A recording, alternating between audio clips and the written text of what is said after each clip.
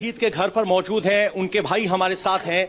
जिस तरीके से विकास दुबे की गिरफ्तारी हुई है, इसको आप कैसे देख रहे हैं? क्या अभी भी आपको लग रहा है कि गिरफ्तारी जिस अंदाज में हुई वो भी पुलिस को चढ़ाने वाली है?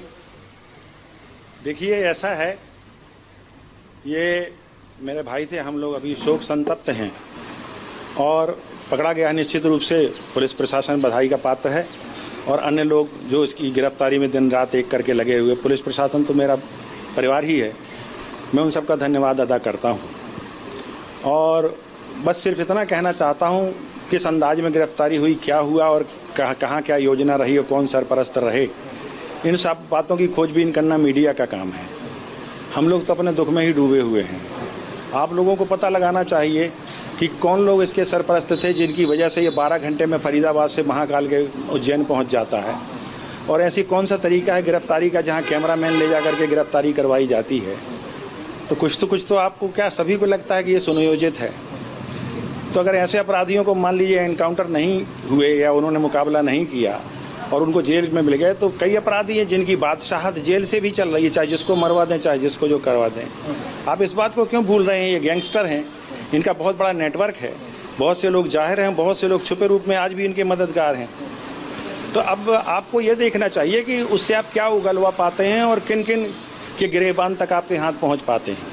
विकास दुबे का जिंदा पकड़ा जाना क्या अब न्याय व्यवस्था के लिए भी चुनौती है? क्योंकि पहले भी वो कई हत्या के मामलों में पकड़ा गया है लेकिन सजा नहीं हुई। देखिए, दोनों संभावनाएं हैं। एक संभावना तो अच्छी ये है, पॉजिटिव सोच वाली, कि पुलिस उससे सब कुछ उगलवाएगी और जो लोग उसके सरपरस्त और गिरेबान में, उनके हाथ पकड़ करके और उनको अंदर करेगी और उनको उनके मुकाम तक पहुंचाएगी। उसमें सामान्य लोग भी हो सकते हैं, कुछ पैसे वाले हो सकते हैं, कुछ नेता हो सकते हैं, कुछ अधिकारी हो सकते हैं।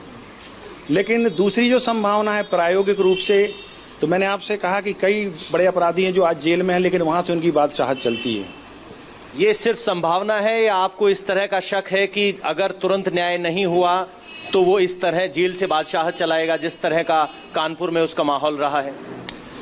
अब इसको तो आप लोग मुझसे ज्यादा जानते हैं, मैं तो अभी आया हूं, लेकिन आप लोग जानते हैं कि इस व्यक्ति ने, जिसने थाने में राज्य मंत्री स्तर के मंत्री का कत्ल किया और बेदाग छूट गया, तो अब यहाँ मेरी टिप्पणी व्यर्थ है।